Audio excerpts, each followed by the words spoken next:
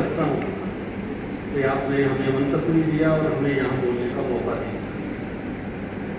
ज़्यादा बातें मैं सुन नहीं पाया, लेकिन मैं जो क्रक्स में बात समझ पाया हूँ, एक बात ये है कि इस देश में अभी जो संस्था राज कर रही है, उसने अपने जिंदगी के 98 सालों में कभी देश का, कभी लोगों का साथ नहीं दिया। उन्होंने कभी लोगों की लड़ाई नहीं लड़ी, देश की आजादी की लड़ाई नहीं लड़ी। और बहुत अनफॉर्चुनेट बात है कि वो हमारे देश की सत्ता पे काबू है। इसलिए उसे सब लोग जो उनके खिलाफ बोलते हैं, वो इंटरनेशनल भी लगते हैं, वो बुरे भी लगते हैं, और वो चाहते हैं कि उनको जो एक सत्ता का मौका मिला है वो कंटिन्यूसली जिंदगी भर रहे। इस काम के लिए वो इस बात के लिए वो काम कर रहे हैं। दूसरा बात है कि अभी देश में एक बहुत बड़ा माहौल अच्छा बन रहा है। बीजेपी और आरएसएस के लोगों की जो नीतियां हैं, जो प्रचार है, उसके माध्यम से लोग परेशान हैं। पंजाब के लोग, मैं कोई गांव में हम जा रहे थे तो मुझे कहा कि आप घबराइए मत, हम पंजाब की धरती पर किसी बीजेपी वाले को नहीं आने देंगे। ये मुझे अच्छा लगा। किसानों ने कहा अपने देश की बात कीजिए, हमारे पंजाब की बात मत कीजिए। मैं इसलिए कर रहा हूँ, मैं इसी बात में ये कहने वाला हूँ कि बीजेपी और आरएसएस ने नीचे तक सरकार के मदद से एक पूरा फ्रेमवर्क बना रखा है। वो इतना झूठ मारते हैं कि लोगों का झूठ पे सच मानना संभव हो सकता है। और मोदी जीतने के लिए किसी हद तक भी जा सकता है। अभी तक हमें 31 हमारे सीआरपीएफ के जवान शहीद हुए, उनके बारे में हमें नहीं कुछ मालूम बताया जा रहा है कि वो शहीद कैसे हुए, किसलिए किए।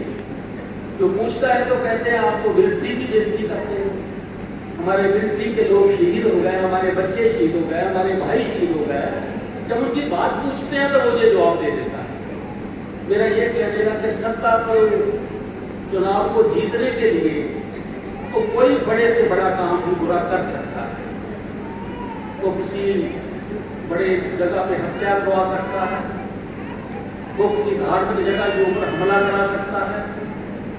मैं अमृतसर में बोल रहा था परसों, मैं कहा था कि कोई कह दे कि यहाँ ये 2 मुसलमानों ने ये काम किया तो शायद बहुत से लोग सुनेंगे नहीं हमारी बात को, तो धीरे वहां जाके वो शायद रिएक्शन करना शुरू कर देंगे जहाँ ये किए होगा। हालांकि ऐसी बात कोई नहीं है। मेरा ये कहने का कि जो लोगों में एक भ्रम फैलाया गया मोदी की ओर से, आरएसएस की ओर से, मीडिया की ओर से, हमें उसका मुकाबला करने के लिए तैयार होना चाहिए। वो आसान लड़ाई जीती तो जाएगी, लेकिन इतनी आसान नहीं है जितनी हम समझते हैं। बहुत एक बड़ी लड़ाई होगी और लड़ाई जीतने के हम समर्थ हैं, लेकिन हम एकजुट होकर जीतेंगे। नेक्स्ट बात, फोर्थ बात तो ये कहना चाहता हूँ, इस लड़ाई में संकीर्णवाद की कोई जगह नहीं। तो ये कहता है कि लड़ाई में अकेला जीत लूंगा, कोई कहता है नहीं हम 1 नहीं 2 जीत लेंगे।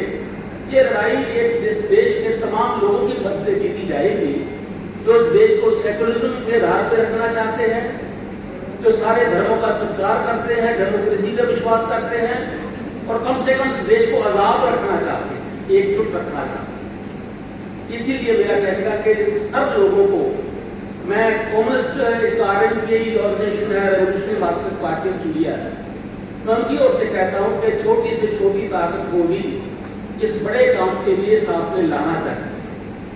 कोई ऑल इंडिया में आ सकता है, अच्छी बात है, कोई स्टेट में आ सकता है, अच्छी बात है, ताकि हर आदमी, हर ऑर्गेनाइजेशन इस काम में अपना हिस्सा डाल सके। और नेक्स्ट बात यह मेरी मनवी है कि क्योंकि हम एक बड़े ऐसे आदमी से, ऐसी संगठन से हम वाबस्ता हैं, उसके साथ लड़ाई है हमारी, तो झूठ का भी पूरा नीचे तक जा सकता है, जो अत्याचार के हदे भी सब पार कर सकता है, जो इनह्यूमन एक्टिविटीज है उसके लिए भी कर सकता है। वो इतना बेतरस है, इतना क्रूर है, उसको एक इनोसेंट आदमी मारने में ज्यादा उनके आदमियों को मुश्किल नहीं आती। वो संवेदनशील भी नहीं है। नहीं तो मणिपुरा के बारे में जो हुआ, आपने सबने बोला हुआ मेरे से पहले, तो एक प्रधानमंत्री जो कहता है कि कहां देख के मेरी आंख में आंसू आ गया लेकिन मणिपुर को देख के किसी के आंख में आंसू नहीं आया जो राज करने वाले लोग, वो स्वदेशी जो है वो जालिम लोग हैं।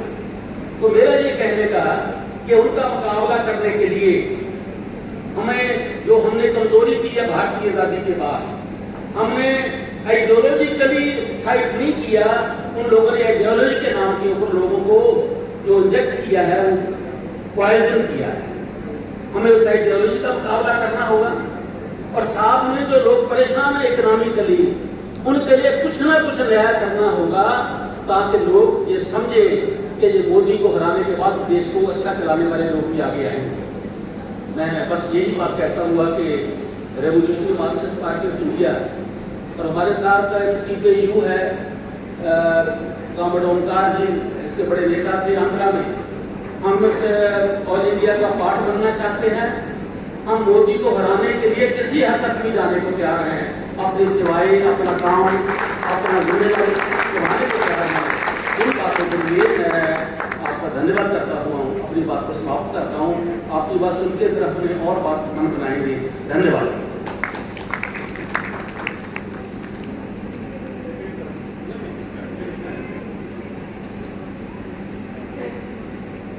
Thank you Madan Ram ji. अब स्वराज अभियान के फाउंडिंग प्रेसिडेंट और इन दिनों अभी